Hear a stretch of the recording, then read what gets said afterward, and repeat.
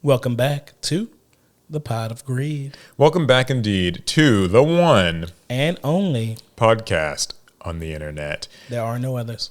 We're here to share the joy of Yu-Gi-Oh! News. And by joy, I mean, the little bit that we found. Yeah, there isn't much this week, but there is other news this week, so it's okay. We take, honestly, even more joy on the other stories, except for the AI ones. But for some reason, they keep coming back. Into the abyss.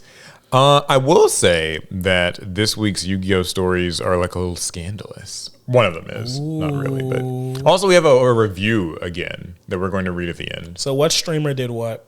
Well, it's not about any of that, but it is about some suspected foul play. We'll get there. Ooh. Anyways, hopefully you guys are having a wonderful Thursday. I am. Well, it's a Wednesday for us. So yeah. Where should we start? I think with the Master Duel ban list that we got. Now, for a while, I'd kind of stopped really bringing up these Master Duel ban lists on the pod just because it's like, well, they come out. Sometimes they don't do much.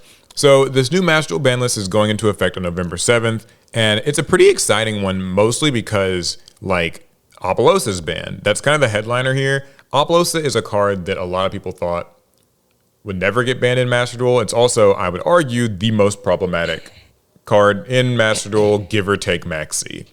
Fair. This card, is generic. A lot of combo decks, slop piles, malice, whatever. Slop. Yeah, they will make Apollousa insulate themselves from hand traps for the rest of their combo, namely Nibiru, but also like Ash and whatever else. And it's just one more layer onto an inboard that has no real restrictions. And in a best of one game where going first means everything, it just really ties together some of the most obnoxious parts of Yu-Gi-Oh! Really into one card, and I'm glad to see it go. I truly am. I have wanted this card banned. I won't miss it. They've also banned a few other cards. This one sort of feels eerily similar to the TCG ban list. Evil Swarm Ouroboros is banned. I didn't know they were running it in Master Duel too like that, but I guess they were. They were. If you can run it in the TCG, of course you could run it in Master Duel. Well, not only were they running it, it was already being run, but now Eclipse Twins, that little Xyz thing that lets you summon another Xyz back or whatever, is getting added to Master Duel soon. So that would have made this loop even worse. So that's banned. Anti-Spell Fragrance is banned. Good. Another floodgate down the drain. Hate that card. And Artifact Mjolnir is also banned in Master Duel. Oh, artifacts. Just go ahead and ban the archetype at this point. Yeah, they're getting the nasty cards out of the way. They should just leave us with Morale Tech. Yeah. It's funny. There was a period of time in Yu-Gi-Oh! Where Morale Tech was actually... Yeah, I know. Yeah, Sanctum Morale Tech was a big deal, and people were like, ban this. I feel like at this point, Sanctum and Morale Tech should be the only legal artifacts. Yeah, I know we said it before, but it is so unfortunate for artifacts that just this very underwhelming theme from over 10 years ago is just being abused in the worst of ways. But it is, and a lot of their cards are getting banned. So, also some cards that went to 1, Sword and X'd Ryziel are both going to 1. Good. Huge consistency hits to Ryziel.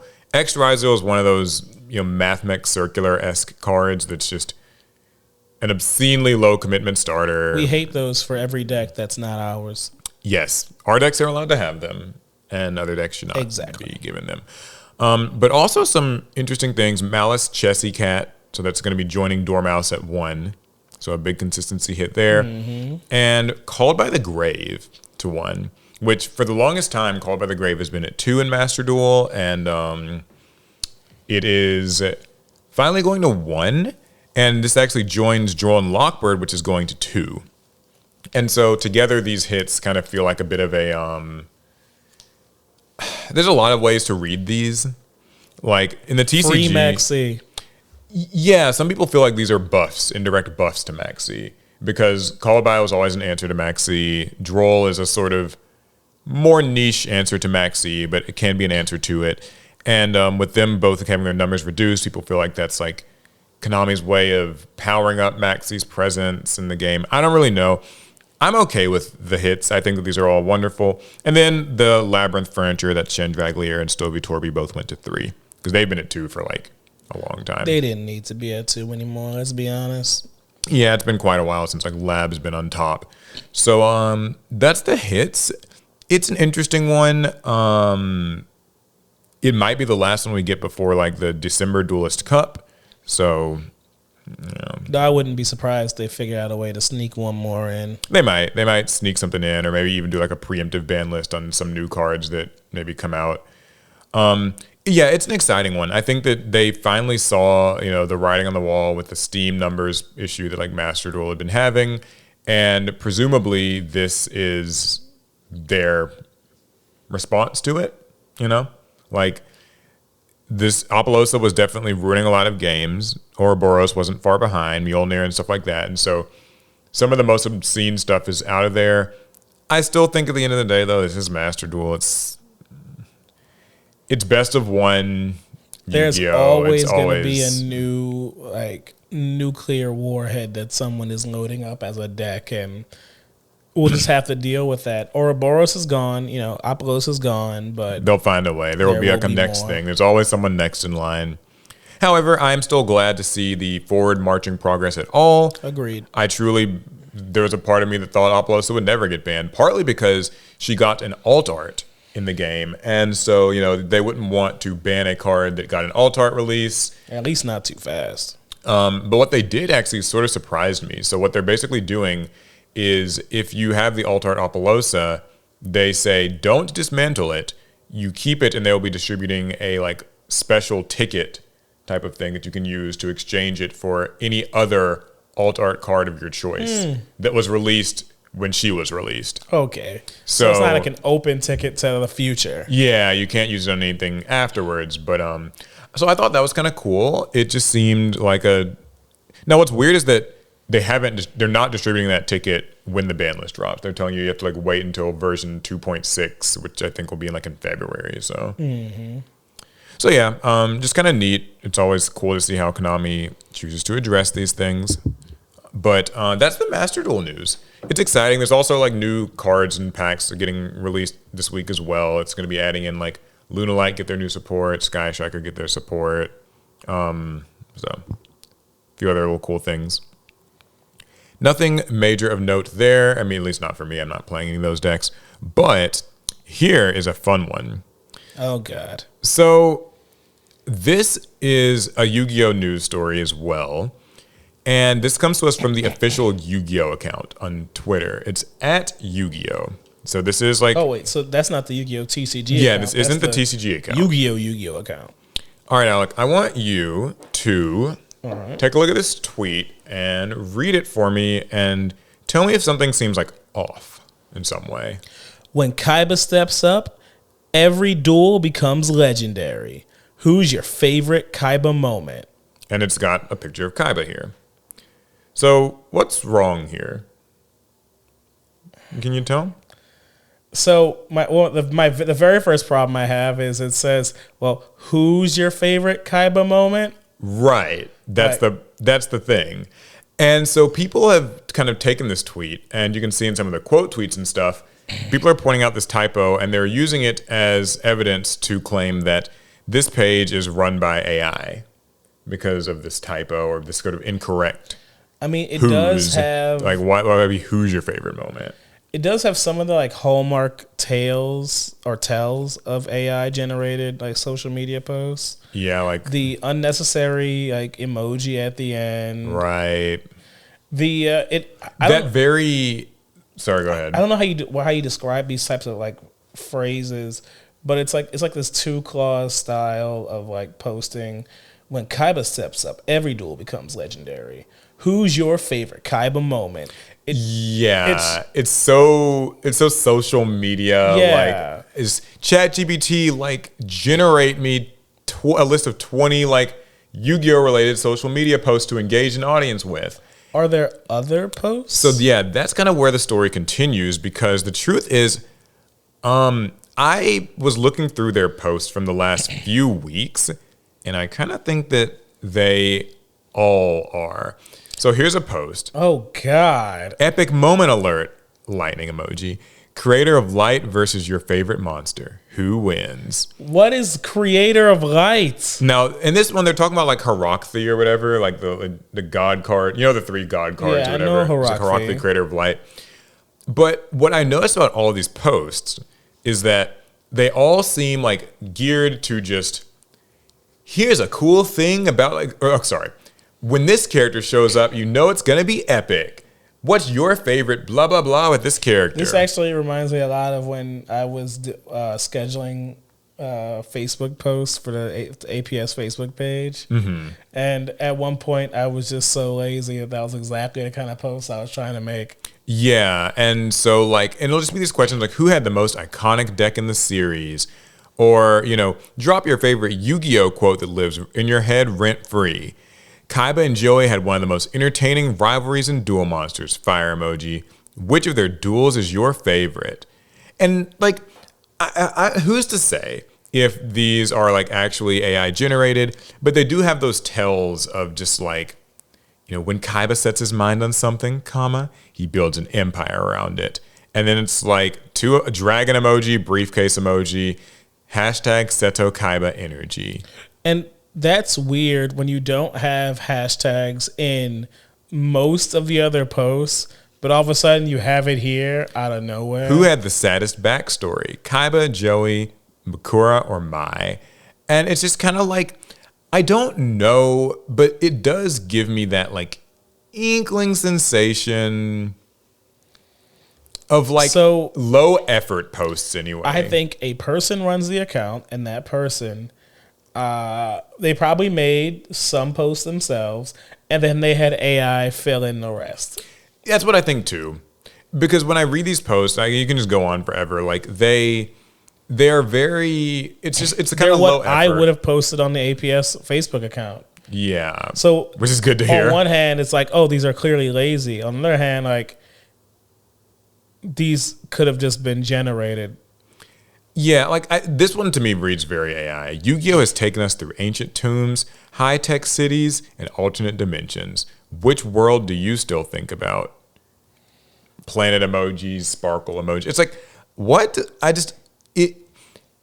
It's like an AI that knows the gist of what Yu-Gi-Oh's about and just was prompted to kind of just give a post that would encourage people to comment. And to their credit, I was looking at it works. Yeah, I look at the comments on these, and a lot of people do comment. It's very kind of Yu-Gi Boomer coded stuff. It's all about Duel Monsters for the most part. Just asking you what was your favorite moment? What was your favorite character? What's your favorite card? It's fine. I don't know that there is much else that you do with a social media account like this, other than just kind of leverage this old kind of stagnant IP, at least in terms of Duel Monsters, certainly, and just blast out question type, just whatever. So is what it is. I've seen a lot of people sort of weighing in. They're claiming that it's AI, it's a bot or whatever. I think they're probably right. I just thought it was amusing to bring up. I'm not going to say if they are using it, it's not the worst thing in the world. I think a billion social media sites do at this point. But I hope that they're pretty not. Low, low-hanging fruit. Low value. If they're using AI, fine. If they're not, fine. Nobody's gonna pay more or less attention. Yeah, that's what I was gonna say too. It doesn't really change anything because this page doesn't have any. This page doesn't announce things. Nope. Not really. They retweet stuff you can buy, Yu-Gi-Oh merch collabs and I like that Yugi figure. Yeah, there's a cool Kotobukiya Yugi figure and stuff. But there's the Yu-Gi-Oh hair paste I heard about. The best paste X Yu-Gi-Oh. It's a hair paste thing. Weren't you supposed to do an integration with that? They emailed me, and I think that they forgot that I'm black, and I don't guys use hair paste. Paul needs to use the Yu-Gi-Oh hair paste. So yeah, there's that. That's actually pretty much the Yu-Gi-Oh news for the week. As far as man, you missed the most important one. Oh, what was that? Heroes got their own MathMech circular. Oh, okay, yeah, I did see that. Yeah, that's true. They have been revealing a few different cards, and a lot of them are just support for these anime chronicle type of things. Let me see if I can find. I'm so excited, and mostly because it's Neo-Spatian support. Yeah, I saw that. It's called Miracle Ejector. I know. Mm-hmm. It's a retrain of Card Ejector, Which that seems like that's what they're doing with a lot of like the GX like anime supports. Like they take these like one-off cards like Card Ejector and just turn them into an entire Why thing. not?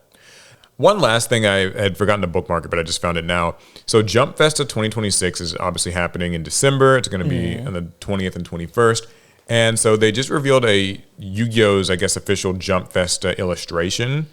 This is translated roughly from Japanese, but it says like Yu-Gi-Oh! Duel Monsters will be featured at the Omnibus booth, which that might be, I don't know what that means. No but idea. a brand new illustration, newly drawn with the concept of progress, has been revealed. And so it's a picture of both Yugis, Joey, Kaiba, Yami Merrick, and Yami Bakura. What's up with their legs? I mean, what is up with their legs? I guess they're all like walking. Like, Well, like, so it's two things. One, all their pants look shiny, and then two, like, kind of like, it feels like they're really trying to show off their legs here. yeah, they look very fashionista, very like, Because, like, you know, Marek is certainly hitting a pose. yeah, I know. Like, it's very, very androgynous, fashion model-y. Like, I don't hate it. A lot of people were kind of wondering, like, you know, what does this mean? Like, is this an announcement of a reboot? No. Is it just promotional art? Yes. It's so weird to see Kaiba like looking so friendly in this art. Well, that's because it's done by a different artist with a different interpretation of the characters. Because you know when you draw like an anime character, you're not the original creator. So technically, you have to have a different interpretation of what the characters are from. Well, you just think that like they would just tell him like, okay, make Kaiba be making like a serious face, just because like that's who Kaiba's general character is supposed to be. I mean, maybe. Like it was a very like, conscious decision to make him be smiling. You know, that was Kaiba back in the day, but 2025 Kaiba, he might be more chill. What do you think progress means, like as a theme? Do you feel like this is? Let me look at the picture one more time and then scroll through each character one by one. Yeah, So I'm trying to see what the progress might be. They definitely haven't been in the gym, so that's not that kind of progress. I mean, you know, they're Baisho Though characters. Joey is like Marek hitting a pose here. I think that like Joey's taking his jacket off, which kind of assumes like he's like I guess facing his future in some way. Maybe like he's I don't know. He's putting school behind him. Yugi and the Pharaoh, kind of whatever. They don't look all that. They look like about They the look same. yeah, I mean, I can't even tell you. They drew them about closer them. in height. Like Yugi's still a little shorter, but like it's at least implied that like maybe Yugi's grown like somewhat. Maybe so. You know, so there's that. Kaiba looks nice, or like Kaiba he looks friendly. pleasant in the face, which is so rare for him. Yeah, that's what I'm saying. Like I'm so surprised that they kind of drew him. You got a little leg pose going on too. You see, got something to show off. Marek, like Kaiba, looks weirdly pleasant Yeah, because he's got like the eye activated. He's clearly supposed to be Yami Marek, and he just looks weirdly at peace and calm. Honestly, Bakura and like the Yugis, they feel like their most regular selves. Bakura looks every bit as mischievous as he did in the anime. Yeah, how does for those of you watching the video, how do you guys like interpret the art? I think it kind of seemed interesting. Yeah, I don't understand the progress theme, but I mean, maybe we'll learn something about it come Jump Festa. Yeah, and as for like personal Yu-Gi-Oh news, I went to a regional this past weekend. Ooh. Yeah, it was very fun. I played it was another regional that was in Kentucky. I think I mentioned last week that I'd Kentucky be Fried there. Chicken. I didn't do very well. I used Rescue Ace again. So And no one told you to do that. yeah, my mistake. But it was fun, and that's all I can really say. It was pretty fun. It was a good time. I got to meet people, so I just wanted to like, give a shout out to the people I met. People were very friendly. It was through the decades. So now that you've taken Rescue Ace to 2 regionals, go ahead and tell us its place in the metagame. Irrelevant. Yeah, like I mean, I tried my best to make Rescue Ace work. I will admit, obviously the deck is kind of dated. It obviously needs its new support. I think that there were some issues that I did make in my own game plan. And No. stuff. It was simply your cards were bad and your opponent's cards were good. That's true. It was very unfair. None of the losses were on me at all. Time, the judges. Yeah, I didn't draw the outs. They always did. No, I definitely can point to some decisions that I made that like might have changed the trajectory of my day. So I can't blame it all on the deck. But the decision being bringing rescuays. yeah, that was a real mistake I made. Yeah, I think that's all the Yu-Gi-Oh though. That's fair, but it's not all of our card game stories, or is it? I do have a card game story. You might as well, but you can go first. What do you I don't got? know if I did. I started saying that without checking my my screen, despite the fact it's in front of my face. Okay, well, I've got one. What you got? So have you heard of the GameStop Power Packs? That sounds like something they sold in like the early 2000s that helped them end up in bankruptcy. Well, no, it's a new thing, although your description is apt as well. So these are these digital packs, physical cards. That's what they say. Digital. Oh, yeah, I'm looking at the ad now. Digital packs, physical cards. Yeah, so basically you buy these power packs. They come in different levels. Like, I guess higher level packs can contain higher value chase cards. And it's a collaboration they're doing with PSA, where you buy this digital pack and you open it digitally, and it'll show you what's inside. It'll be like a PSA graded card. Like a PSA 8 or higher, I think is what they say it is. And basically, when you pull that, you own that card. But the card is, here's what they read. Every card in Power Pack is authenticated and graded by PSA, the most trusted name in card grading, and instantly stored in your PSA vault for secure ownership and flexibility. After purchasing a pack and ripping it, the card within that pack is instantly transferred to your vault account. There's no sales tax. It's stored in like a climate-controlled facility. They'll ship you any card in your collection can be redeemed and shipped for a small shipping fee. And also, you can sell your card like through this system without ever actually getting your card. It says sell with confidence. Your proceeds are sent fast and safe through our partner Stripe. So basically, like, you can open these packs digitally. They get a card that is now yours. You can have it shipped to you if you like, or you can just keep it in your vault and like sell it to people through their system. And that's basically it. And the reason that I saw this, it's apparently been a thing for a little bit of time, like the last couple months, in something like a beta. But I think starting this week, they're going to be opening that up to more people. So like, I saw like this video where streamers were like opening them on stream, and their chat was getting really excited and involved. And so, you know. So this reminds me a lot of another service that I've been getting YouTube ads for months now, Box GG. And it's essentially the same thing, and I think they also only do like Pokemon cards as far as trading cards are concerned. And you can open up digital packs, and you know, the cards are quote unquote yours. You can have them sent to you. You can like trade them or sell them or whatever. And my very first thought was, this is, while convenient, because it kind of helps defeat the problem of like having like bloat, like card bloat, just excess cardboard everywhere. Yeah. I don't know if that's really a trustworthy service. So, I had some thoughts too. First of all, they do both sports cards and Pokemon cards. Right. I don't know if they do other card games, or this is all that I've seen. So I'm on their site too, and I just see these. Pokemon, football, baseball, and basketball. Okay, yes. Yeah, so actually, it says basketball and baseball are coming soon. So right now, it's just Pokemon and football. I also think that they are apparently supposed to be selling these in-store as well. I don't know if that's something that they've done yet, but like I saw that they're going to be something that you can buy in stores, where I think it comes with like the PSA 8 or higher card and also like 2 packs. At least in the case of Pokemon, it's 2 packs. I don't know how sports cards work exactly. Does it say on yours how much they cost? I'm seeing something horrific. What are you saying? So oh my god! So I'm on this little page where it says those you can are the open levels. up a pack.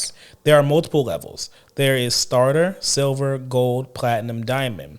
Starter is $25, silver $50, gold $100, platinum $500, diamond $1,000. And it seems, depending on what level you select, your pull rates change. Interesting. So it has this data right here. It says value, average card value. So in the starter packs, your average card value is $25, and you have a 40.6% chance of pulling something between 12 and $19. Oh, and you have a 0.1% chance of pulling something worth between $200 to $400. So it kind of, there's a little distribution. Yeah. The higher you go, the higher your chance of being able to pull more expensive cards. This is giving major like gotcha game, like kind of just even like Master Duel, like where like it tells you the percentage chance of like what you're supposed to be able to pull. But this, sorry, you were making a point actually. It's just that it reminds me a lot. I play a lot of gacha games, so it reminds me a lot of gacha games, except it feels a little worse because we're talking about 0.1% chances on packs you can buy for $1,000. Yeah, now we're talking like, so something that I notice here is that like if I was to buy this diamond pack, this is $1,000. Mm-hmm. I really will try to remember to put this on screen because this is going to be one of those like crucial things for people to be able to follow along. You know, the diamond pack is $1,000. And it says that I've got about a 40.3% chance of getting something between 500 and 750. Yeah. So it sounds as though at least I am guaranteed, I'm using air quotes here, to get at least $500 worth in like what I pull. So half of what you paid. Yeah, half what you paid. Right out the gate, I don't like the sound of that, but I will admit that is not really much different than like a regular pack of cards. Like technically when you open a Yu-Gi-Oh pack, for $4.50, you're probably pulling like literally like fucking 10 cents worth of shit, right? Like in pack bloat. So here there is something nice in the guarantee of a PSA graded card that is worth something. That's what they're claiming. What I don't love here though is something about it. So I can't put my finger on what rubs me the wrong way about this. So I'll tell you what rubs me the wrong way, and maybe that'll help you find what rubs you the wrong way. Is that we're breaking open products and creating essentially our own booster pack system. Historically, that has never been to the benefit of the players and the consumers. You are still way more likely to pull chase cards just buying regular Pokemon packs than you are buying these packs, because these packs have been algorithmically doctored to make sure as many people don't see the best stuff as possible. While the packs from Nintendo don't always have a hit card in it, they're not algorithmically set up for you to fail. They just are they're random with low pull rate cards. I don't know these people. It sounds like a scam. That's all. Yeah, I'm sorry, it just does. I know scam is a strong word because they are telling you exactly like, you know, sort of what to expect here. So I don't think that they're trying to like pull the rug out from under you. I think what they're trying to take advantage of is just that general hype around like, you know, PSA, Umbreon, Charizard, Pikachu card. And I was looking at their promotional material for this. I don't actually think this is even supposed to be for normal people to buy. I think like maybe they want a random person to try out. Yeah, that's what I'm getting at. Because I think maybe they want a random person to try a starter pack for like $25. You'll probably try it once and never again because you'll quickly realize this is a scam. And after that, they get way too expensive, I think, for anybody to feasibly like get that addicted. Like if you're an addict, you can. Pokemon card collectors are crazy. I think this is, and if you're a Pokemon card collector, just know, yeah, you are crazy. So I think this is like very like streamer bait. I saw a lot of like people on Twitch, like they're opening, like, whoa, I got this, and they react, and their chat reacts. This is a scam, and it's not a scam in that, oh, they are hiding something from you. No, it's a scam in the same way casinos are scams. They're making their own rates. Yeah. And you might say, oh, isn't that what Pokemon does? Pokemon does not make more money depending on what you pull. What you do or don't pull. Or what you are likely to pull. The products have an MSRP on them. They send them off to shops and big box retailers, and they collect likely an expected amount of money every time. This, you can pay more with the idea you're going to get more. Yeah. You know what else does that, Paul? Slot machines. Yeah. I don't love it. Like I said, like something about it just doesn't quite sit right with me. But I'm interested in how popular this will be. Like, because there's certainly an appeal to the idea that it's like a quick kind of one-way ticket into the Pokemon PSA game. And somebody's going to get sued. To me, I think given this is GameStop and PSA, I think they've probably covered their legal tracks. I think that ethically, that's a different story. But like, I'm sure that they have made damn sure that like they can't really be like sued for any of this, or as much as they can feasibly do so. What I think they're selling to you is they want to get you into the idea of PSA stuff, like having a collection of PSA cards, but it's like in their vault.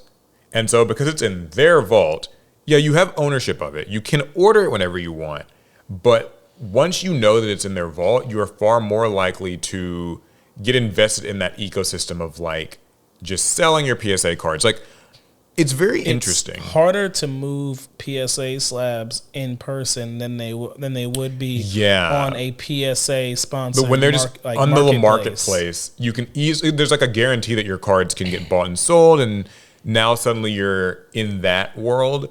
And I'll give them this. I'll say what I've always said about like GameStop and stuff. This company is resilient, if nothing else. They are always trying something new. As long as you have somebody pumping capital in, you can always try something new. So that, to me, that's not big of a surprise.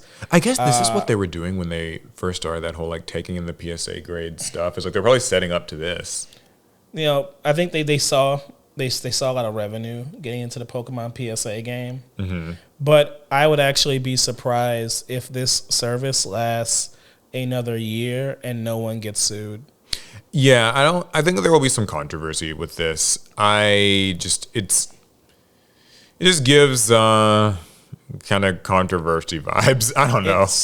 It can exploit gambling addictions. It will target children. I know they're not outwardly targeting children with this, but I actually think that it's all fun and games. So someone's child hops on here and drops $1,000. I think that kids, certainly that's a target. I think that it's also just for like, because I've developed, not myself personally, but like I guess like I've noticed that there is I guess like we're all kind of like this to some degree with the things that we like, of this, the 30-year-old nerd who has money now and indulges in like kind of his old childhood stuff that we couldn't have when we were kids.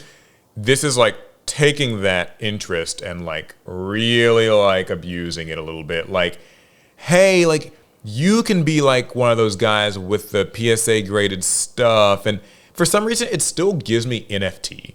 And like I know it's not an NFT, but it still gives me the ick that NFTs gave me, if that makes sense. It should give you ick, and I would caution anybody from going like hard into this service. I feel like once you try it, it's probably pretty easy to get. It's designed to get you in, yeah. That said, I think that there will also probably have there will be big success stories. There will be like the guy who pulled the Illustrator Pikachu from his GameStop pack, like. That's probably what they're banking on, is that because, like we said, it's likely for streamers and like content creators and stuff. They want that moment to be caught on camera, and so that way that this came from a GameStop pack. Mm-hmm. They might be maybe sponsoring them, and similar to the whole like controversy on like gambling streams on Kick and all that stuff that you hear every month. Yeah, I think that we will probably see similar things happen here. So. I don't like it. I think that's the card game stuff. I would like to hear what the fans, the listeners at home have to say. Like maybe somebody, like I don't want to say it's all bad. This is for someone. For someone, this is perfect and it's fun, and they have, I guess, the money to like spend all on this. You shouldn't. But I don't think I would advise it myself personally. Japan reveals $130 billion plan to spread their anime and games worldwide. Okay, what does that mean exactly? So the government has set an ambitious target to expand Japan's entertainment market overseas to 20 trillion yen by 2033. That's about $130 billion. The plan includes major support for anime studios, game developers, and creators looking to scale internationally, marking one of the most aggressive cultural investment strategies Japan has ever announced. When I read that, the first thing I thought back to a story that we covered on the pod before about how anime companies were looking more towards their overseas markets because they'd seen so much growth opportunity there. And things were stagnating in Japan. Yeah. Well, it sounds like the government of Japan has put a dollar amount on it. As reported by Automaton, the initiative focuses on long-term funding, backing bold creative projects, and delivering support directly to studios rather than filtering it through middleman networks. Yeah, that sounds familiar to what we talked about. Yeah. Okay. Yeah, with competitors like South Korea rapidly growing their global entertainment footprint, Japan is aiming to boost cultural momentum on the world stage and build the next wave of internationally dominant franchises.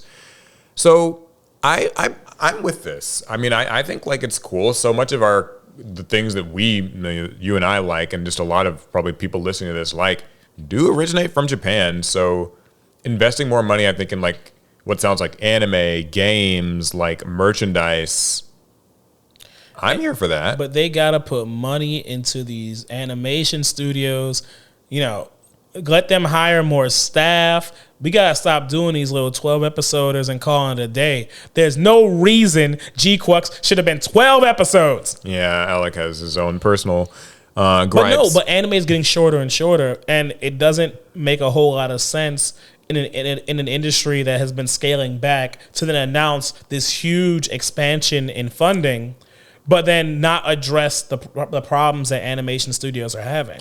Well, I mean, it sounds as though one of the major things they want to be doing is like, what do they mentioned sort of like getting rid of middleman networks and supporting studios directly. I don't know exactly what that means. I'll do some research into the industry. Yeah, I'm gonna have to look into that. I don't want to speak on it because I don't know enough. So like, I'll look into that. But one thing that actually somebody left us a question about, they wanted us to discuss as well. Oh yeah. Was alongside the funding and export drive, Japan also pledged, quote, no interference in the content of creative works, telling creators they can take government backing without sacrificing creative control.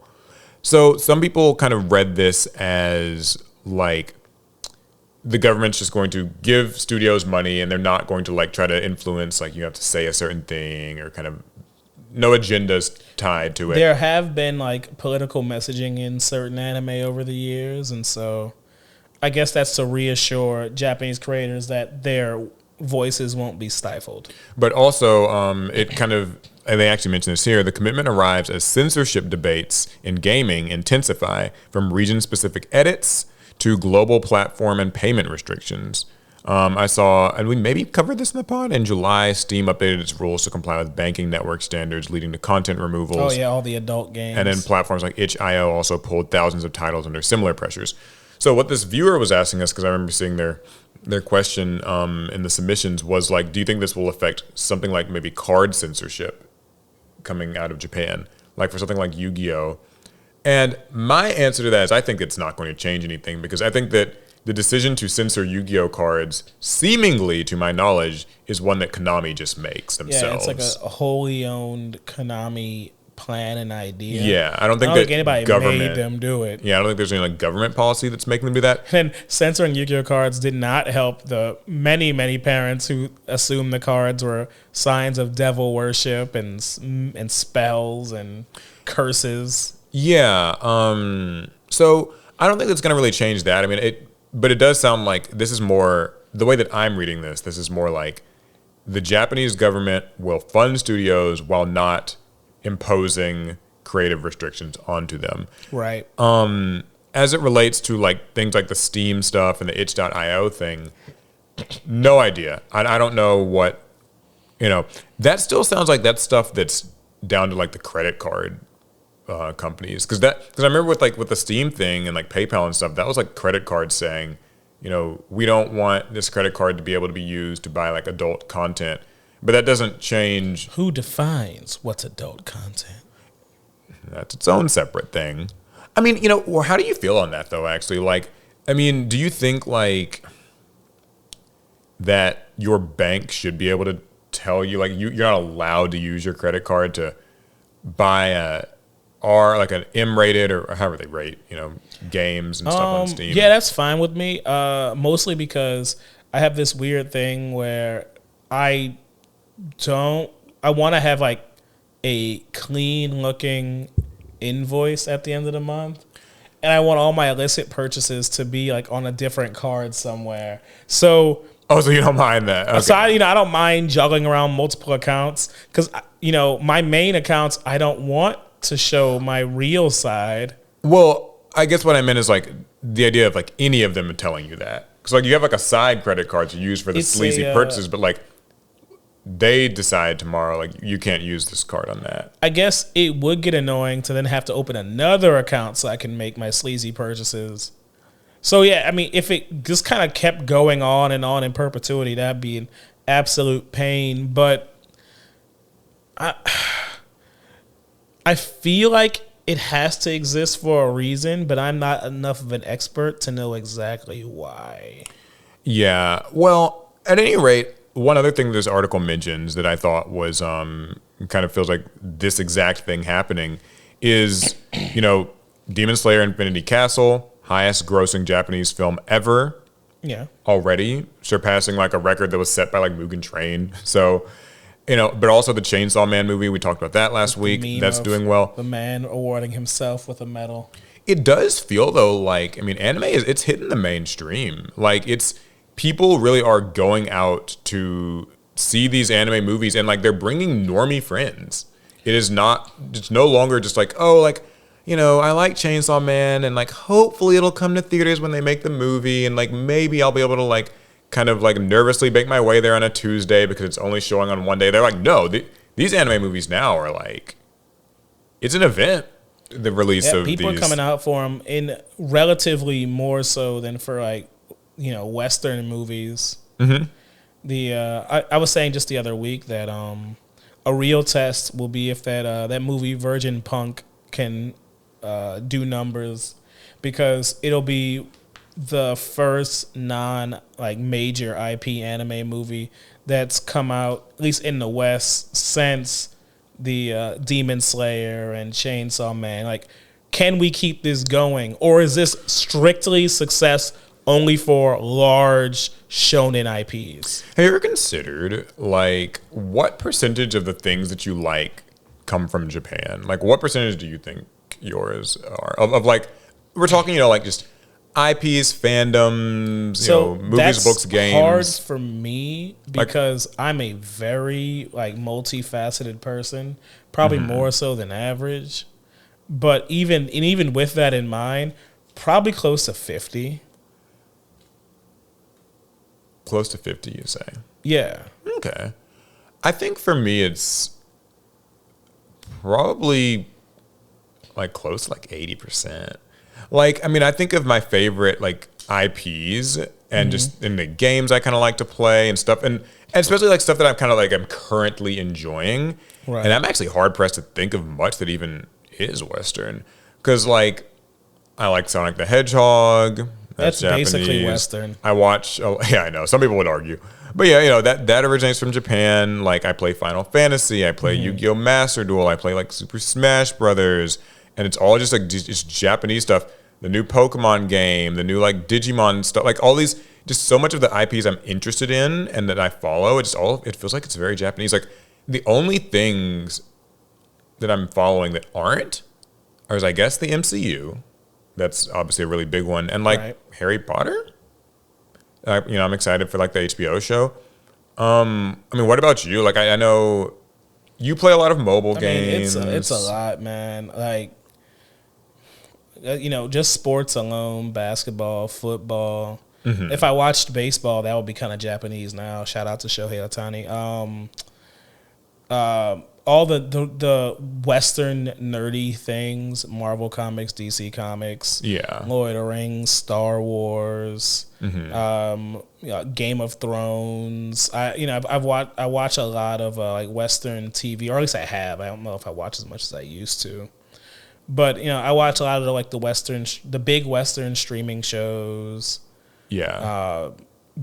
So for me, I feel like I'm like split down the middle as far as my Western and Eastern influences. Mm-hmm. And then as far as mobile games go, so many of those are actually Chinese. Yeah, a lot of that stuff's just like, there's no telling. That's another slice of the pie right there. Yeah. I don't know, but I do know, like, for a lot of people, it's so many of their interests can sort of be traced back to Japan. Like, you're a fighting game player. Like, 80% of the fighting games just come from Japan. Like, if you're if you have like a Nintendo Switch, half the games on your library are probably like from Japan. The like, Switch is Japanese. And like, but then it's like, so is the PlayStation. And the only real one that isn't Japanese, the Xbox, is like the one that's like having the hardest time right now. Ooh, Paul said Xbox is losing the console war.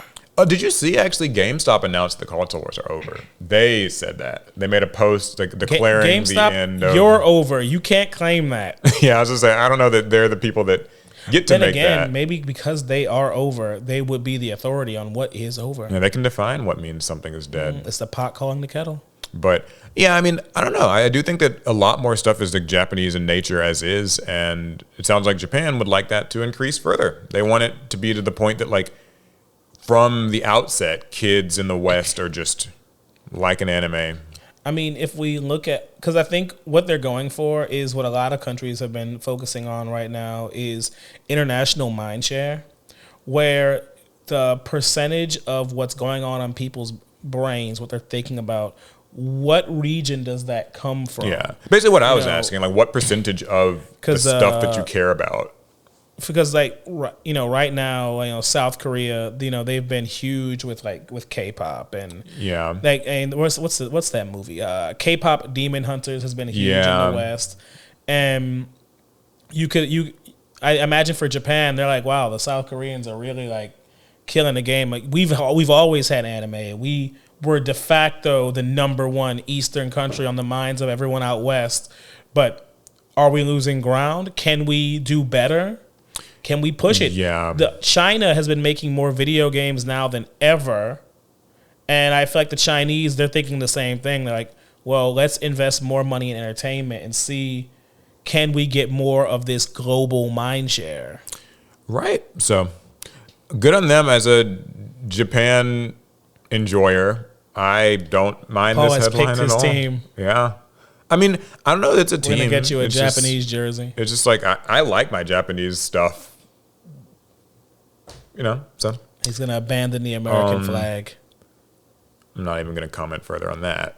Let's get political. So I also saw this announcement from Netflix around the One Piece show. So you tell me about this because it's actually your story. Yeah, this is fun.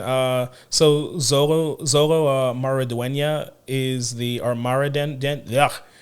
between my allergies and his name, I'm struggling. But it's Zoro. He played the lead in Cobra Kai and the lead in the Blue Beetle movies. He has been cast as Portgas the Ace for the third season of the live-action Netflix series. Yeah. So I thought this was kind of cool. I know a lot of people were really freaking out over it just because I guess he's done a really good job in the past things he's been in. He's a very fun actor. Okay. Yeah, so I was also interested in finding out that this is for season 3 and not season 2, even though season 2 is the one that's like coming out in a couple months. Mm-hmm. So good of them, I guess, to announce it now just because it's an exciting casting. I mean, he'll be one of the larger names on the cast now. Because I think one of the most interesting parts about the season 1 cast was how many kind of under the radar actors they used. Yeah. So you weren't able to go into the first series with hard ideas of who everyone should be, or who all the actors are and how they should be. You kind of just had to find out how they act, to find out how they portrayed the characters that you love. Yeah, so I thought that was kind of a cool thing. There's not really much more to say about it other than like it's happening. I look forward, however, to One Piece season 2. Which I guess they call it like Into the Grand Line. Oh, I can't wait. I'm so excited. Yeah, I liked season 1. It was fun. As somebody who, I haven't watched One Piece itself, like the anime, before, like going into it, I don't know what like maybe anime like watchers thought of the One Piece Netflix show, but for me, it was very cool. All you need is the East Blue arc, which is seemingly all they're going to cover here. And that's all you need. Okay. This is peak One Piece. I'm going to get killed in the comments. Yeah, someone I'm sure is angry. But this is peak East Blue. Nothing beyond that. The moment they go out to the place in the sky, Skypiea, trash. Yeah. Well, I'm excited for it. I'll be tuning in. I just thought that was a cool headline. I saw people, it was, making some chatter. He looks actually very similar to Inyoki Godoy when I saw like the picture of him. But I saw a picture of the two of them together. And I was like, oh, they look kind of similar. I've never seen them together, so I have no idea. Yeah, it was just like, it was some selfie maybe that I think that they had taken. But he looks kind of like, Inoki Godoy. That's the Luffy actor, by the way, for anybody who doesn't know. But yeah, they just have a resemblance.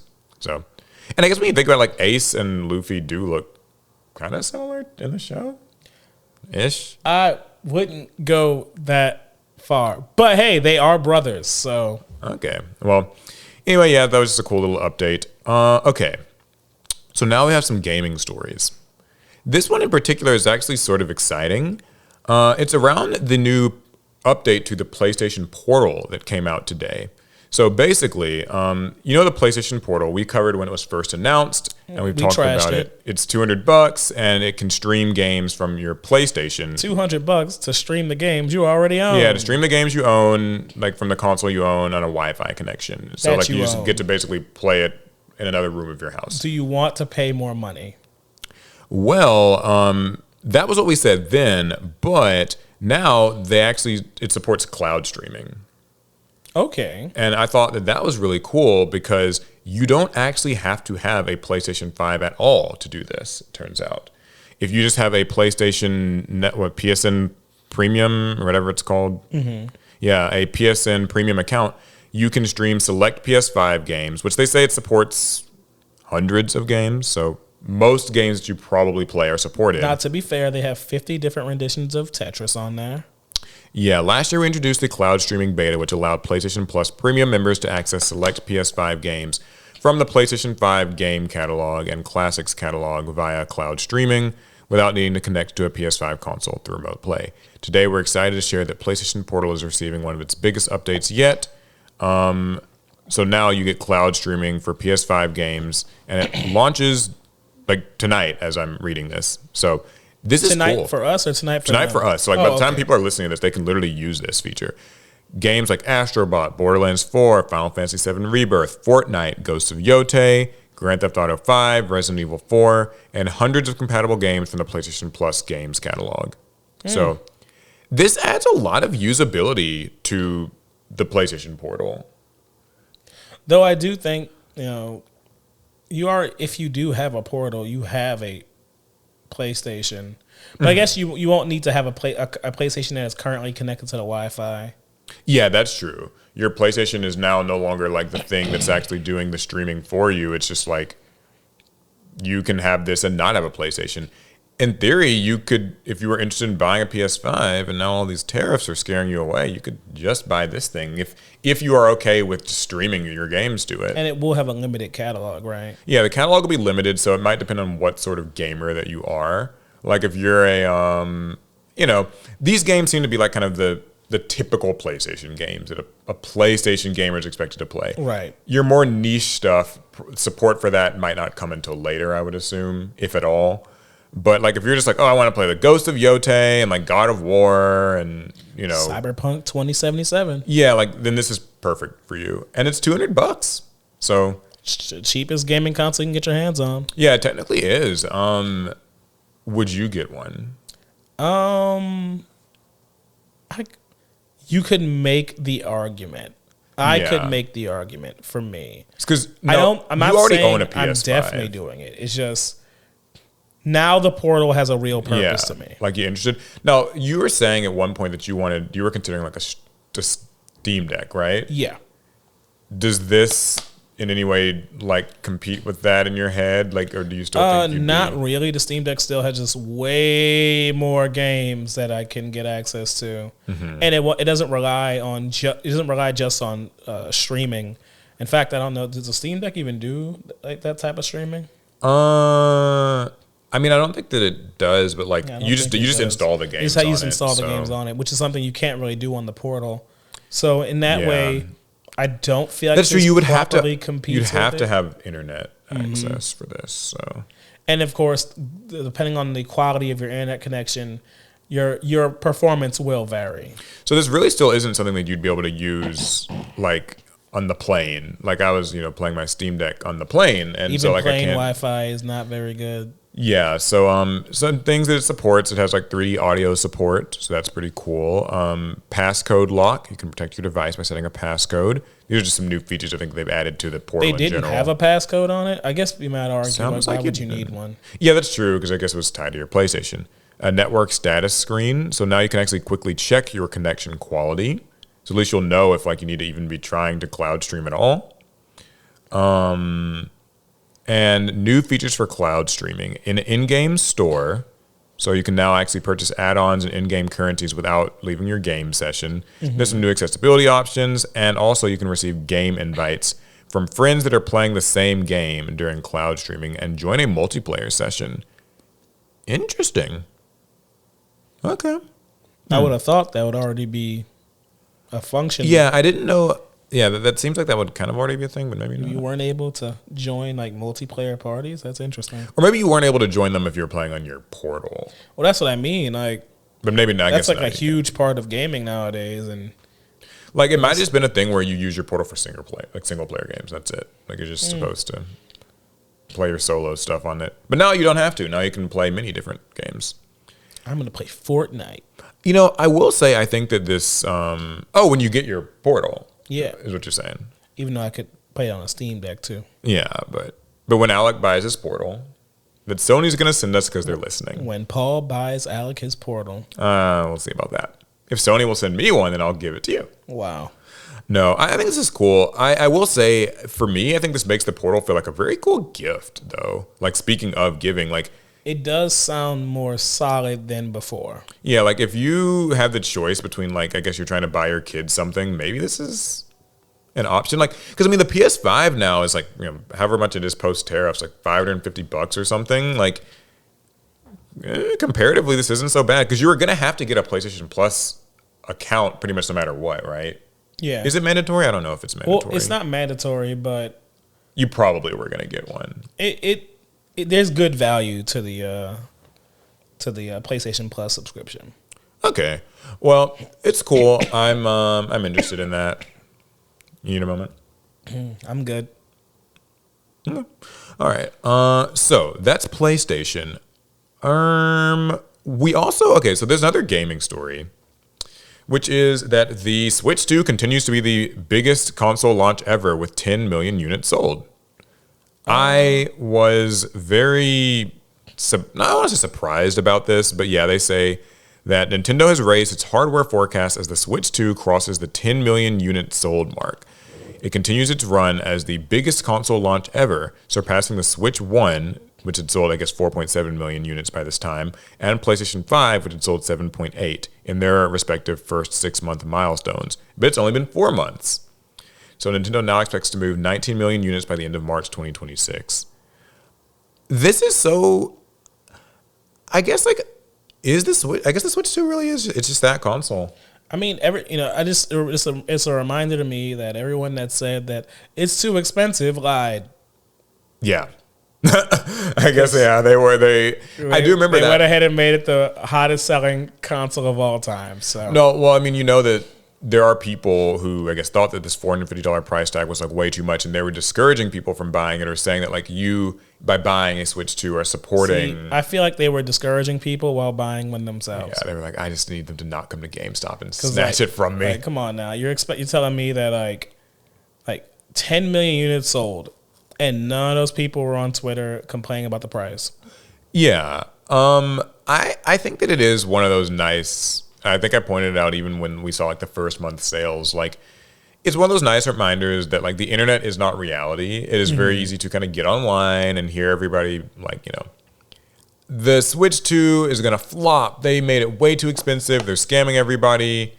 Boycott Nintendo. They're so greedy. And I'm not disagreeing with Nintendo being greedy. The prices are high. That's not a flop. But yeah, the numbers suggest otherwise. It seems like people still clearly want to buy this thing, and they might as well go ahead and make a Switch 3 real quick and see what happens. Yeah, it feels like they might have printed money with the Switch 2. As for me personally, I mean, I'd always been considering getting a Switch 2 if I kind of saw a deal of some kind, maybe for the holidays. It doesn't have any games. Yeah, for me, it just doesn't have a game that I specifically want right now. But Well, you're wrong because 10 million people were like, yeah, 10 million people are like, I don't need a game. There's clearly enough here. Yeah, although when I think about it, I guess I would maybe play like Donkey Kong. See, now join the 11 million. Yeah. You'll be buying one as well. Oh, no. Well, no, you're gonna buy one for me because I'm buying you the PlayStation Portal, and you're gonna buy me a Switch too 2. Expensive. And you're gonna buy me a Switch 2, and it's gonna be a whole thing. No, this won't be a gift of the Magi type situation. I take gifts, I don't give gifts. In other Nintendo news, the U.S. Patent Office is going to re-examine a patent that was awarded to Nintendo regarding the summon character and let it fight Pokemon patent. You might remember this? I do remember this, and I saw this article. Mm-hmm. Okay, so you have it as a separate article?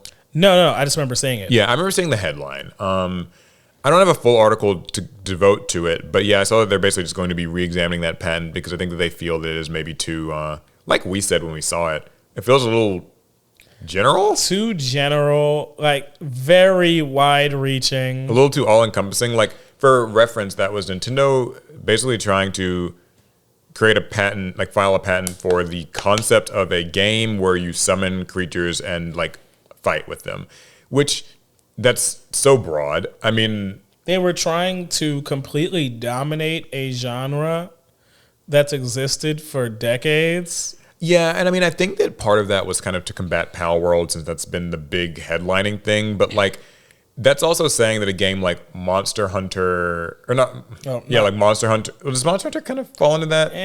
Not really, no. I think of Dragon Quest monsters. I think Shin Megami Tensei. Shin Megami Tensei, like the Persona games. I think of Digimon. Yeah, Digimon Time Stranger. And so if they were to have that patent and they could just sue and say like, none of these games can exist, they're all copying. It's like, how dare you summon a character and fight with it? Yeah, like I think that's.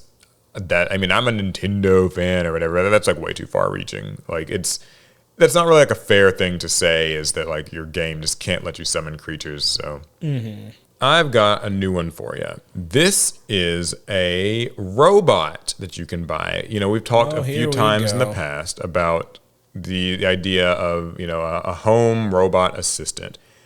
All right, Alec, meet Neo. Oh, this has iRobot vibes, but somehow even creepier. Before knowing anything, you just see the picture. What do you think? First impressions. It looks incredibly creepy. Yeah. Neo is a home robot that you can actually pre-order starting today for a $200 deposit. We'll get into the price a little bit more in a second. But holy, I saw the price. Yeah, well, here's what they say. Transform your home. Neo takes on the boring and mundane tasks around the house so you can focus on what matters most to you. And they have this video of like this kind of couple. They seem like they're kind of older people. And the robot is in the background cleaning things, organizing books, vacuuming. That's a guy in a suit. It brings the woman, I guess, like some flowers. It's just doing stuff. And as they say, helping hand, provides assistance with everyday tasks. Automates household chores, freeing up time for your priorities. Helpful intelligence. It brings useful insight into every conversation. It'll even get the door for you. So, like, I guess if you have visitors coming over, this robot will greet them at the door, which this video is very... I still think that video is a person in a suit. We're getting there. So, yeah, you give it your list of chores, you schedule a time, you come back to a cleaner home every day. All right, Alec, without knowing any more than that, this sound pretty cool to you? No. You don't want to have your robot assistant? So many alarms in my brain, I can barely function right now. What do you think? You think this is... One hand, very, very creepy. It's an unsettling look. I do not like it. Two, did they not see iRobot? Did they not remember that the functionalities of the robots in iRobot are literally these? Yeah. Three, I don't like the idea of like a robot thing caring for my elderly parents. They have something I've noticed about this. I think this thing's terrifying. It feels very uncanny. It feels very weird. I know they say it's like 5'6", and they say it's about 66 pounds. And they actually make a note of those things because they kind of want you, I think, to feel that it is safe. Like, if you needed to fight it, which they don't want you to think you'll ever have to, but if you needed to fight, you could knock it down, right? What if it pulls a knife or whatever? I know that's actually a good point. But yeah, they say it operates quietly. It's lightweight, like a ninja. It's soft. It's gentle. Tendon-driven actuators create safe movements. So it's quiet and it won't make a lot of noise getting through your house to kill you. I think that this is cool in concept, and it's like that's very fun. And they're selling this dream of like, it's going to, you go to work and you come home and this thing's done all the chores. It's washed the dishes and stuff. I hate it. And I also think it's a lie. And you were saying that you think that it's somebody in a suit, didn't you? Yes, the video looks like it's a person in a suit. Well, as it happens, there was a reporter who went and got to see a demo of this in real time. Mm-hmm. And the truth is that it is not a person in a suit. However, during the tech demo that she was seeing, all of the movements and things that it did were operated by somebody in another room with like a VR headset on. Wow. And controllers. So they were seeing the camera, like the eyes of the robot, and like walking around and, so grabbing it wasn't things automated. and controlling the hands. They said there were only two things that it did that were actually truly autonomous. Was the opening the door, apparently, and like walking to a person when they call it. But everything else, all of the fine, like, kind of like movements and motions and hand, because it has like 5 fingers that it can articulate, were all being controlled by somebody, who had a VR headset. So that alone means that this product is not finished. Like literally the product isn't done, it's something in progress. But lo and behold, you can pre-order one. Tell me those prices now, like how much they cost. So I saw $4.99 and I was like, oh, okay. Then I realized it said $4.99 a month. Then that's not $4.99. That's $499 a month for a subscription. That's the standard model, or the standard like pricing tier. And of course, there's still a $200 deposit due today. But then there's the early access. This is for ownership. No subscription needed. $20,000. Yeah, $20,000. It says ownership with a 3-year warranty, premium support, and I guess priority delivery. If it comes out. Yeah, if it comes out, they are claiming. What does it say on the FAQ? I see a little thing for that. Let's have a look. Oh, it also comes in 3 colors. You can get like a little beige, a black, or like a navy. It won't make a difference when it's killing me. So, when do deliveries begin? I would love to know. Let's see what they have to say about it. U.S. deliveries begin in 2026, starting with early access customers choosing to purchase Neo, followed by subscriptions. International deliveries will commence later. Don't you love how they don't give a date? No, 2026. Yeah, it's like next year. You're basically being a guinea pig for this if you order this. Yes. Like, literally, you are giving it training data, and that alone means like you're basically getting scammed. I mean, as far as I see it, like, I suppose some people want to be on the cutting edge and they want to be like an early adopter, and that's cool, but I don't love this. Yeah, it's like I see this question on the FAQ. Will my Neo be fully autonomous? Neo works autonomously by default. For any chore request it doesn't know, you can schedule a 1X expert to guide it, helping Neo learn while getting the job done. Yeah, I saw. So that's what I saw about that. Is basically if there's a task that it can't do, then one of the experts will take control of it remotely. Mm-hmm. I guess after you put in a request, and they will take control of its like camera, look into your house, and take control of its hands, and they will like remotely do the task, like what I guess the guy in the demo was doing. That also means that they can kind of do that whenever they want. But it's only going to happen when it's your permission, Alec. They wouldn't do that otherwise, right? Have you seen the face of Neo, Paul? That is the face of someone's looking through your house.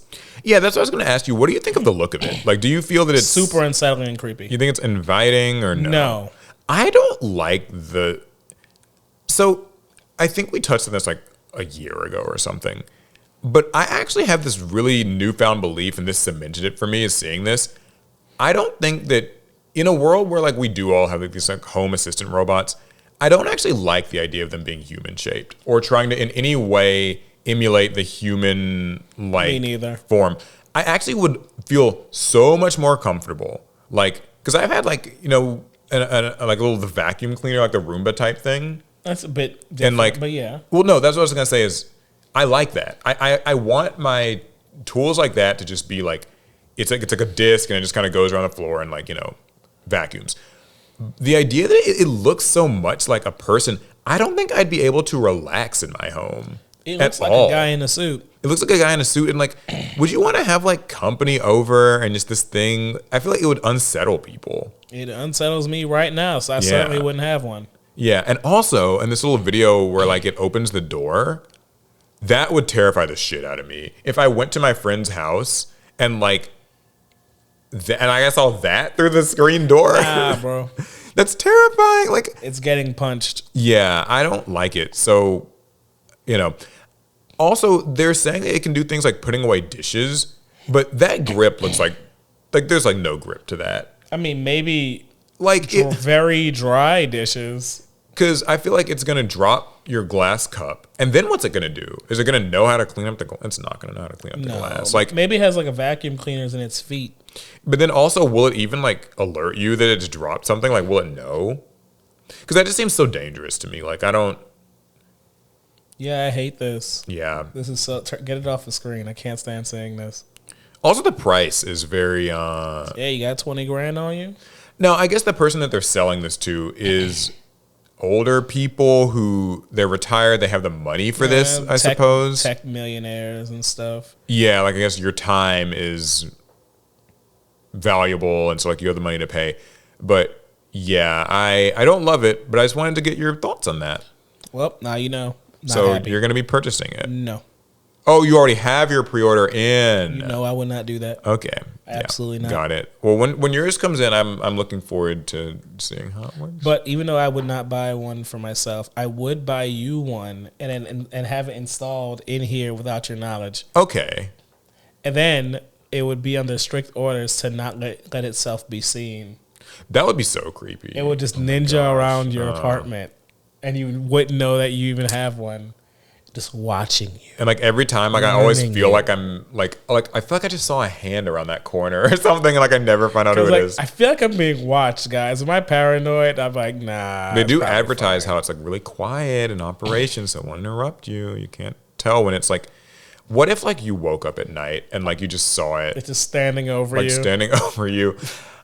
I mean, I don't even feel like I would want it to be working in the house while I don't want it at all. But like just the idea of like, I'm like, okay, I'm going to go to sleep and it's going to just be like walking around in my house. Like I would have it take a knife and place it on your pillow while you're asleep. And you just wake up and there's a knife next to you. Yeah. Well, anyway, okay, enough of that. I guess that brings us to our like weird stories. Yeah, we're definitely in the weird territory now. There's no way we're not weird. Okay. You want to kick us off?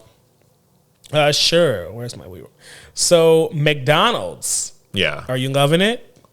Maybe. Well, maybe you will now because they're launching Fish McNuggets alongside a prawn burger in their bold seafood push. Prawn burger? Prawns, like the kind of big shrimp-like things. Oh, that is the Fish McNuggets, I can believe. So Chicken McNuggets are one of McDonald's most iconic items, with spicy additions and regional twists popping up over the years. Now the Golden Arches is testing something totally new by swapping poultry for Alaskan pollock. The new Fish McNuggets look identical to their classic chicken counterpart, just with a seafood twist. Golden, crispy, and served with the usual dipping sauces, they're already sparking buzz among McDonald's fans who've been curious about a fish-forward snack. Okay. Oh, but there's a catch. The new nuggets are only available in Singapore for now. I'm so upset. They debuted on October 30th and are only sticking around for a limited time. I want to throw this tablet. That said, though, I think that means they probably will come to the States eventually. I'm so upset. Yeah, they say McDonald's has not commented on a global release, but big regional hits often influence future menus. These look pretty good.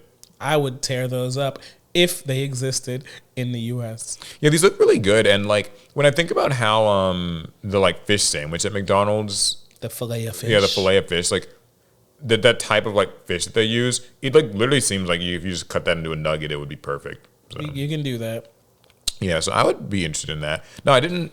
I guess they don't have a picture of the prawn sandwich, do they? No picture of the prawn sandwich, but I would eat that too. I'm curious. If it comes from the ocean, I will eat it. The move follows other fast food chains experimenting beyond chicken, including Arby's recent steak nuggets launch. No. So we actually got the steak nuggets. I hate you. Yeah. What did you think of Arby's steak nuggets? Disappointing.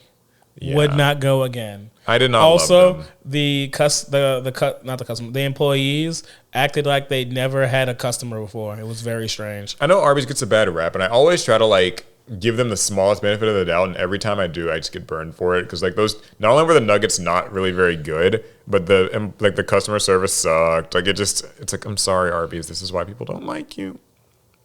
I just don't know how they stay in business. Those lines are always empty. Well, listen. Yeah, it was empty when we went there. That was pretty funny. Well, listen. Maybe if you didn't like Arby's, you might at least like Taco Bell's Baja Blast Pie. They're bringing it back? Back. Yeah, this was announced a while ago, but I think it was like a limited thing. Oh, okay. Well, one of the many things we love about Taco Bell is that the fast food chain doesn't take itself too seriously.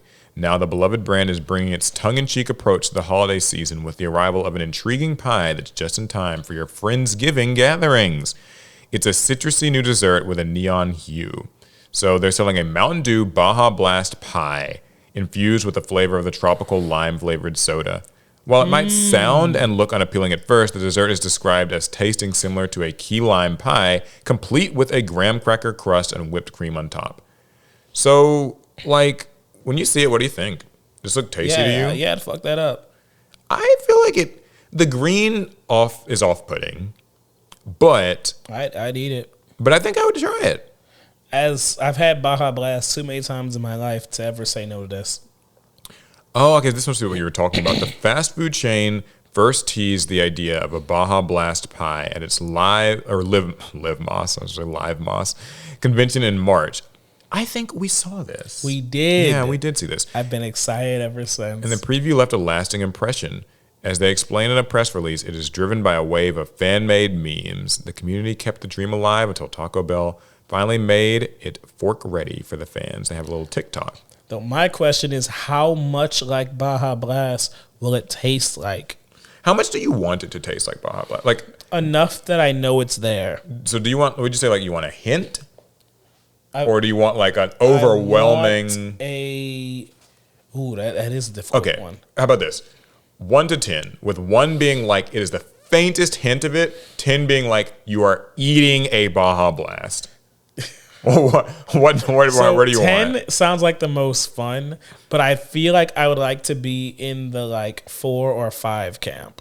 4 or 5? Yeah. Okay. Where I want it to taste like a good pie, and then there be, oh yeah, it tastes like Baja Blast. That's really cool. Yeah, but pie 10 first would be the most fun. I think where pie first somehow just tastes like a physical Baja Blast soda. The thing is, if it's a 10, then it becomes like a thing you buy once and like never again. But that's fun. Yeah, that is fun. I wonder how long they're gonna keep it, because at first they were like making it sound like this probably like seasonal. Well, it sounds like it's supposed to sort of be a holiday thing, but then I remember, this doesn't really seem like this is because like Taco Bell is known for the Baja Blast. So like I almost see this as just being like they could just be on their menu. But I don't know if they'd be willing to take the leap on going permanent menu item here. Like that is still a crazy concept. Is that the box? I like the look of the box. I think that is the box. That looks pretty cool. I like that. They make it sound like it's still like it's supposed to be like I guess like a citrusy like key lime flavor. So if that's true, then and I do like me some key lime pie. Yeah, then like count me in. I will try this. I did not like the Arby's steak nuggets. Yeah, no. I'm interested in the McDonald's fish nuggets. I will tear those apart. Certainly try out the Taco Bell key lime Baja Blast pie. I want to get pied by it. That would be It looks like something you would see on Nickelodeon, doesn't it? Like, remember like when they would the pie slime? people, the slime Yeah. and stuff? Yeah. What was the show that would pie people? Was that also Nickelodeon where they would like pie I mean, them? I'm pretty sure many shows have pied people. Okay. Yeah, it feels like they were like pieing people, sliming people. All right, well, our last story of the day is an interesting, weird pop culture story Okay. about football star Tom Brady.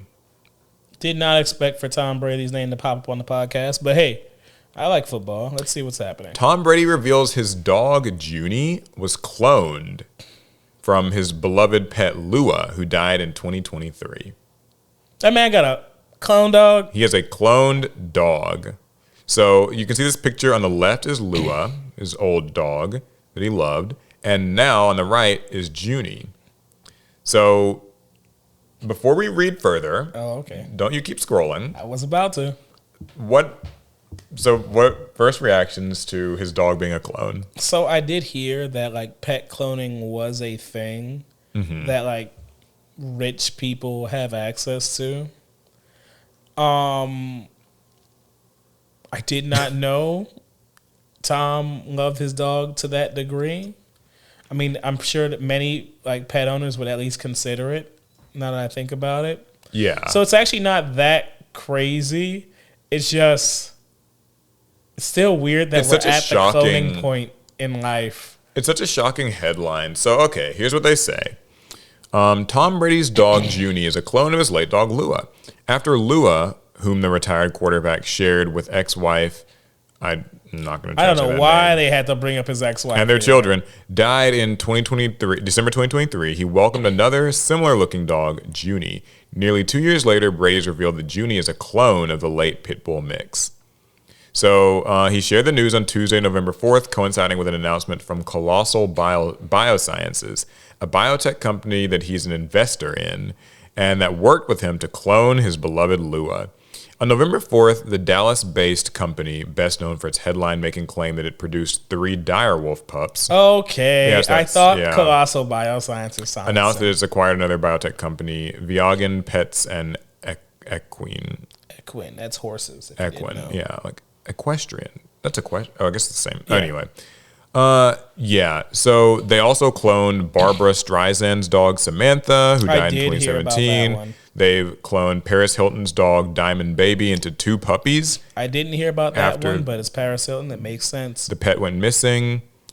So, yeah, Brady's late pet Lua was cloned using blood collected prior to her death in 2023. Here's what he says. I love my animals. They mean the world to me and my family, the former NFL star said. A few years ago, I worked with Colossal and leveraged their non-invasive cloning technology through a simple blood draw of our family's elderly dog before she passed. The company gave my family a second chance with a clone of our beloved dog, adding that he's excited how Colossal's and Viagen's tech together can help both families losing their beloved pets while helping to save endangered species. All right, give it to me straight. You down for cloning your pets or what? So I understand why people would have and will do this.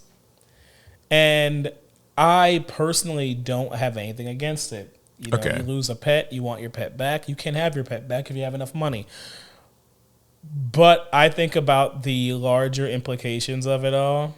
The larger implications. Yeah, so if you can't let your pet die and move on with your life without cloning it, what happens when science moves to the point when we can clone people? Are we You know they're just trying. going to start cloning our deceased relatives? Because I think people are quicker to draw a line hypothetically about, oh, cloning people would be wrong. But if we're cloning our pets, Yeah, like that's like And we're already a it's step in the door, right? yeah, like we're already got like a half step up.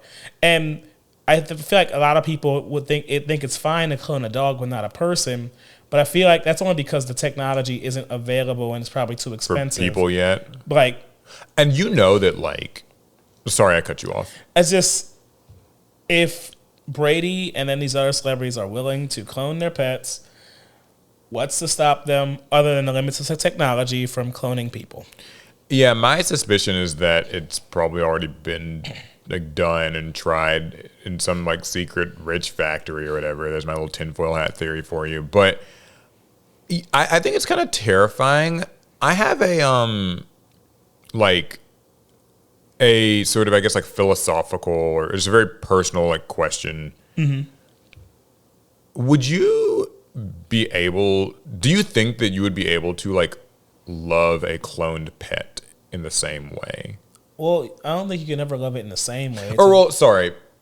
Do you think you'd be able to like to love it? I feel like at that point you have to. Okay. Because you played God and created it. And God loves all his creation. No, I know. I'm gonna say, like, well, there's a, religiously there's this idea that God loves all of his creations. Well, you created something instead of God, so now that creature does not have that love. So now I think it's now your moral obligation to love to it, give it that love because you did something disturbing, and now you got to deal with the consequences. Yeah, I was gonna say I think it would be difficult for me, like to. I think if anything, it would be unsettling. I mean, I guess I would never make that decision myself anyway. Mm-hmm. Like, so I guess I would never have to be in a position where I'm having to like decide if I love this cloned animal or not. But I don't like if one of, and you know me, like I love dogs. Like dogs, I'm a dog person. I know. Yeah, but like I would never want to clone my pets. Like I I'm not like a terribly like religious person or like a whole like afterlifey person, but I think that it's a bit of an insult to their memory. I feel like we're getting into to bring it into like anime terms. In fact, we're getting into Full Metal Alchemist human transmutation territory. I know you didn't watch. I watched a little of it, but the idea was human transmutation, which was using alchemy on a human body, living or dead, was taboo, and it broke the natural laws of the world, and there were very steep consequences for doing that. Mm-hmm. And so I feel like cloning an animal, we're there, Yeah, it feels it's a dog. Next thing you know, it feels too creation-y. Like Bill Clinton. I have no idea why that was. Why is Bill Clinton? I have no idea. No, I know what you mean though. Like, I think it's just it feels morally. I just feel very opposed to it. I don't know why. It rubs me really the wrong way, and I think I would have a hard time like looking at like this animal. Like if I could even consider it to be an animal, I don't know. I would have a tough time with it. Yeah, to hate what you created is crazy. Well, it wouldn't be me creating it. I'll tell you that much. Now, here's what's kind of scary, and like I just thought about this. What's that? It's like, what if you like bought a dog? Like, like some people like they buy dogs from the pet shop. Yeah. And like they didn't tell you, but it was actually like a cloned dog. Well, now it's your job to love it. I guess because like I think if I didn't know, then I would probably just love it like any other dog. But like I don't know, I would hate to know though. Because well, you can't undo it, you can't unclone it, so you might as well love it. And then it also gets me to that whole point where like I still like dogs. It's like it's not the dog's fault. Like it can't know or control that it was cloned. It's like, does it know that it does not, that there is no God? So I would still like if I had a cloned dog, like I would still treat it well. It's just like, but I would certainly never make the decision to like do that operation or whatever. Yeah, nah, chief, nah. But it sounds like Tom Brady is pretty happy with his cloned dog. And I hope he and Junie are always happy. For Junie's sake. All right, well, that brings us to the viewer questions for the week. All right, I feel like this podcast has maybe gotten a little too existential, so we got to bring it back down to earth with some card game chatter, eh? I'm with it. Okay, so these come to us both from the viewer Pot of Greed submissions in the comments, and also you can just leave them on the YouTube community. Both options are open to you. So this person asks, should any of these be increased given the increasing card pool and hand traps? Minimum deck size, starting hand, starting life points, and or extra deck. Although the last one is the most controversial. So this person is basically asking, like, do we need to be changing like any of these sort of like baseline attributes of Yu-Gi-Oh, like deck size, hand limit, stuff like that? I mean, we've talked about increasing the extra deck size so much over the years. That's the one that screams out to me the most. You think increasing it? Yeah. Do you think, are you like pro increase? Yeah, I mean, I'm pro increase. I feel like 15 at this point just feels kind of arbitrary. I'm pro just keep it at 15. The reason I am, it's interesting because I used to kind of be like, yeah, like make it 20 or something. Then I started playing Master Duel and saw the slot piles. And now it's just convinced me that like all you do by increasing it is just increase how long turns will go and like how much just harder these decks can combo into infinity. And for what, really? So do you think maybe they should decrease it then? I mean, I think just keep it where it is. I think that if you decrease it, there are a lot of people who are kind of like, they're used to what they've got. And I would say just like keep it at 15. Because there are decks like that have a lot of extra deck monsters they have to juggle. Like I think of Black Wings or Heroes. Like the average hero extra deck is having to run like one of each thing because there's and then you're still so having many options. You're leaving a bunch of stuff out. So I don't think that they should be decreased. Now these other things, minimum deck size.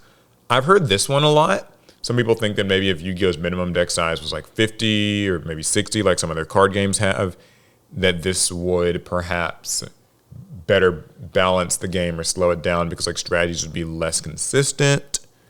That's the argument. I'm not saying that it's true or not. You disagree, it sounds like.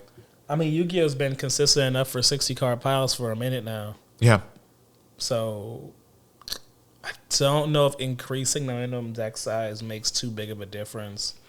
This means we have to lug around more cards. Yeah, I think that the one deck type that comes to mind to me that would be like hurt by this are those archetypes that just only really have a few monsters, like newer, like very engine heavy or engine based archetypes. Yeah, like ones like that I feel they would not really enjoy having like to do a 60 card deck because then it's just like, I mean, it'd be fun. I guess you can just add in other engines, but you might feel just forced to like throw in a lot of staples and kind of your deck doesn't feel like it's got an identity. Starting hand, I support that idea that people sometimes raise where they're like the person going second should just get to start with their sixth card. I wouldn't be opposed to it. Yeah, we've talked about it before, and so not to like retread old ground. I am a fan of the person going second getting an extra card. It reminds me of how in the Gundam TCG, the person who goes second gets an EX resource, an extra resource to play with. Yeah, so One Piece kind of is similar-ish. They get like an extra Don. Yeah, and that way, while the person who goes first, technically always has card advantage. The person going second always has a resource advantage. Yeah, I don't mind the idea of basically what I'm saying here then is like because going second in Yu-Gi-Oh is miserable and hard, and you really desperately need to see hand traps to have a chance at getting a turn. I think that the idea of getting to at least see if your sixth card, because nothing's worse than your opponent comboed for 10 years and you top deck Nibiru, or you top deck Droll, or like maybe Maxi if we're talking Master Duel, or maybe a Mole Charmy or whatever, where it's like, man, I wish I'd fucking seen this. Like I could have had a chance at least. So at least letting people know that like their sixth card, what it is, I think that would be good. And it would also let you make the decision of whether or not you want to scoop sooner. True. Like I saw somebody point that out on Twitter, and I was like, yeah, that's kind of a good point. Like, given that the time rules are as like strict and harsh and stuff as they are, and you are sort of encouraged to like identify when a game state is simply like not at a winnable place and just hurry up and go to game 2, it'd be nice to be like, okay, at least like instead of waiting for my opponent to combo and then just drawing and being like, oh, I top decked Molcharmy Fualos, wow, lucky me. Now I have to scoop. It's like, well, I could have just saved the scooping. Yeah. But I guess you would still have a top deck when your turn actually starts. Oh no, their proposition is that sixth card you don't draw on your first turn. You just start with 6. Oh, okay. So it's just helping to expedite the decision. Gotcha. Now, as for drawing an extra card, maybe. I don't think we need to give anything more consistency. Not across the board. Yeah, Yu-Gi-Oh does so much with a single card. Like I fear letting somebody like draw into 7, that seems. I guess I don't like the sound of it. Starting life points. What do we think about? Does that need to change? 10,000, 12,000. I don't think it matters too much, since a lot of times the FTKs we have, or OTKs, are fairly scalable. Yeah. If you can OTK your opponent with 8,000 life points, you can probably pull it off with like 10,000 too. And I was also going to say, like, Yu-Gi-Oh's a board. It's just, this is the board state. It's not even the damage, it's the board state. and then FTKs definitely scale. It's a multiplicative thing with Yeah. FTKs, so it doesn't matter. Yeah, you're how getting many looped life points. regardless. So like, if I can make a board where it's like, 3 Omni Negate huge fat boss monsters that are like indestructible and all this stuff, it's like, it doesn't matter if you have like 10,000 life points or 8,000 or whatever. Like I'm still just going to negate everything that you do and just like kill you. So, I guess it makes it sound like we're like just shooting the whole idea down, but I think Yu-Gi-Oh! For the most part is fine where it is. The only one I would, I guess, budge on is like that whole, maybe the person going second just starts with their 6th card. So I do have one interesting idea. Okay. What if you could not OTK in Yu-Gi-Oh? What do you? I've heard something similar to this. I think. What do you think? What if you have to reduce your opponent's life points to 0, and then you have to swing again for game? Kind of like how a lot of Bandai games work with their shields, the last life resource, life systems. So that way, it's like, okay, I go first. I build a board. Okay. Now your turn. You're going second. I negate, and you make a very weak board. Now it's my turn again, and I load up a couple more monsters, and I swing for 8K. But the game doesn't end.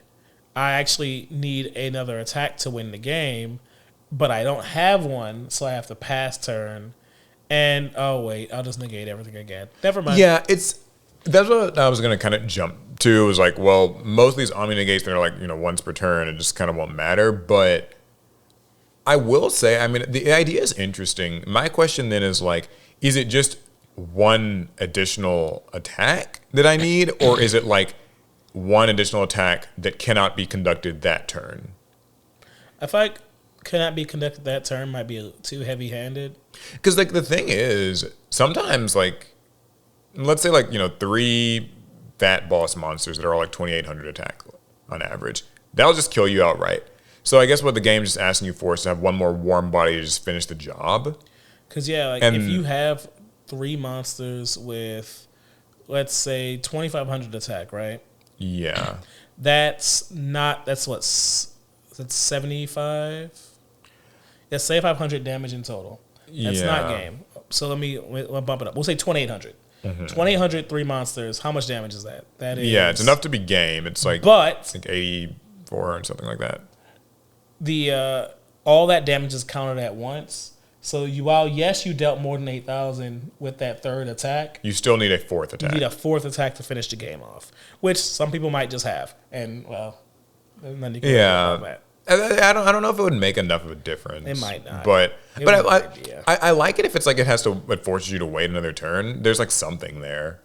At least the opportunity for the opponent to crack back. It's just that like Yu-Gi-Oh is still so board state dependent. Like those giant bosses are still just they're there and they're negating, and so it's just like one more turn to draw Dark Ruler, no more. Yeah, that's what it would come down to. Is like one more turn to maybe draw droplets, Dark Ruler, something like that. A good question though. I mean, it is good for food for thought. I don't want to discount it as like just they're all terrible suggestions. Right. It's Yu-Gi-Oh is a game that it's so mature in the way that it plays out that like fixes would have to come straight from the card design. Like it can't, we're just past the point of being able to like modulate little starting parameters because it doesn't do enough. It's too difficult. The game's too crazy. Yeah, but anyway, our next question is for you. All right, so this question, this comes from Mercy Monster. It says, this is more of a question for Alec, but everyone feel free to answer. After 17 years of playing Magic the Gathering weekly and at least 15 years competitively, I'm kind of really burned out of the game and disappointed with how the game is being treated. I want to switch over to other games like Yu-Gi-Oh! Or Pokemon since my LGS runs tournaments for both, but it seems scary to try and learn another game and not knowing if previously learned skills transfer over. Do you have any tips for switching over from one card game to another? This feels probably more your type of question. Yeah, I mean, I jump around card games constantly, so I certainly have picked up on like what carries over between games. And I think the first thing to remember is that, especially when coming from Magic, most card games have some Magic DNA to them. Like, you should never, hopefully you never have to feel too like far out of your depth when it comes to trying a new card game. Most games have some type of a mana system, some type of a resource to manage. Every card game, save like Yu-Gi-Oh!, like Rush Duels, card advantage is still king, and learning how to conserve your cards in Magic will surely treat you well in just about every single card game that you play going forward. Mm-hmm. But more than anything, you got to find the card game that kind of matches the aesthetic and style of play that you like. At least that's important for me. Aesthetic is a huge factor when I choose the card games that I play. And knowing what kind of like strategies you like to use in Magic the Gathering, you want to try to find strategies within these other card games like Yu-Gi-Oh!, like Pokemon, that match your pace of play. I get what you're saying. So would you say, like, I guess if you like to play maybe a faster paced Magic deck, then you want to maybe try to find like the deck in a given card game that sort of functions at a similar pace? Yeah, like if you enjoy it when your cards, work together and they combo to make unfair plays and huge tempo swings, then you want to look for those types of strategies in other card games. I would have to say every card game does have the base strategy archetypes to them. Aggro, control, combo. Yeah. Like, you can find those strategies in other games, but you do have to look at what you already play in Magic and have a firm idea of how you already like to play Magic. And then you can look to translate that into other card games. I think there are resources that are also out there for that. Like, I think I've seen people who are like, okay, what deck you should play in X game if you like this color in Magic or something. Mm-hmm. Like, I know those resources are out there, so first of all, I would seek those out. And the only contribution that I will make to this is I think Magic skills transfer to everything except for Yu-Gi-Oh! Because Yu-Gi-Oh! Is a shit show. Like, and I don't mean that in a like, I don't take that to mean like I think like Yu-Gi-Oh! Is better. I actually think that it is so in its own crazy little lane, because like there are people have been recently, I've seen this argument popping up more and more around like, does Yu-Gi-Oh! Even have like kind of aggro and control and like these archetypes that every other card game has had that kind of originate largely from Magic? Does Yu-Gi-Oh! Have them? Most people kind of agree that it just doesn't, because everything is a variation on combo. And so like you kind of have like control-y combo or like aggro combo or like mid-range combo, but like you're definitely playing fast and you're sort of imposing your will quickly. So no matter what you call your deck, like you're trying to end that game in about 2 turns, which makes them all kind of aggro. So they're all kind of like just aggro-y combo-ish things. What I will say though is if you're coming from Magic and you're going specifically to Yu-Gi-Oh!, I would recommend decks like maybe Eldritch, Voiceless Voice, maybe Rescue Ace, these sorts of decks that sort of Labyrinth even, that kind of play with a mixture of spell and traps and alongside monsters. They are Yu-Gi-Oh!'s version of a control deck. That definition can look different from game to game, like we said. But that would be like my recommendations. I mean, it also depends on what but I don't format know. you played in Magic the Gathering, because True. If you're playing a lot of Standard, that's a much slower style of format, where I think the decks Paul suggests actually are really good for that. But if you're like a CEDH player where you guys are going absolutely insane on turn 2, and Yeah, maybe you'll like Yu-Gi-Oh's then at combo. that point, we'll just go ahead and toss you, into the deep end and just get you with some meta decks and see what happens. My last little tidbit of advice is if it's available to you, find a friend to help kind of smooth the process. And Like if you've got a friend, that will make it really easy. And it's like we said in our last video, we're not your friends, but Paul will be, and Paul will help you. Right, of course. No, but yeah, if you have a friend who like already plays Yu-Gi-Oh, Pokemon, whatever other game you're interested in, just let them know, because like it's so much easier to have a helping hand. Like resources, especially on the internet now, they're so like these games are so mature that I'm finding like as time goes on, it is harder and harder to actually like find good entry level advice for things. So having a person assumes you know all the basic stuff already. Yeah, and it sounds like, to your credit, I mean, if you've been playing like Magic for 15 years, you know your card games. But still, yeah, I'd say having a friend makes it easier. All right, well, that's going to bring this week's Pod Agreed to an end. One last reminder, though, check out the sponsor of the podcast, eWin Racing, for sending us these awesome Flash XL gaming chairs. They've got a lot of cool features. They can go up, they can go down, they can go forward, they can go back. Spin around. Yeah, they can spin around. They've got wheels. They've got these really comfy headrests. And lower lumbar support. Yeah, and they've got a Black Friday deal going on right now. If you use the code APS, you'll get 30% off your order. So check them out. And thanks again to eWin Racing for sponsoring this week's podcast. All right, links in the description. Without further ado, we will see you guys in the next one. Maybe in a bonus episode soon. It's been a while. Ooh. Pass turn. Pass turn.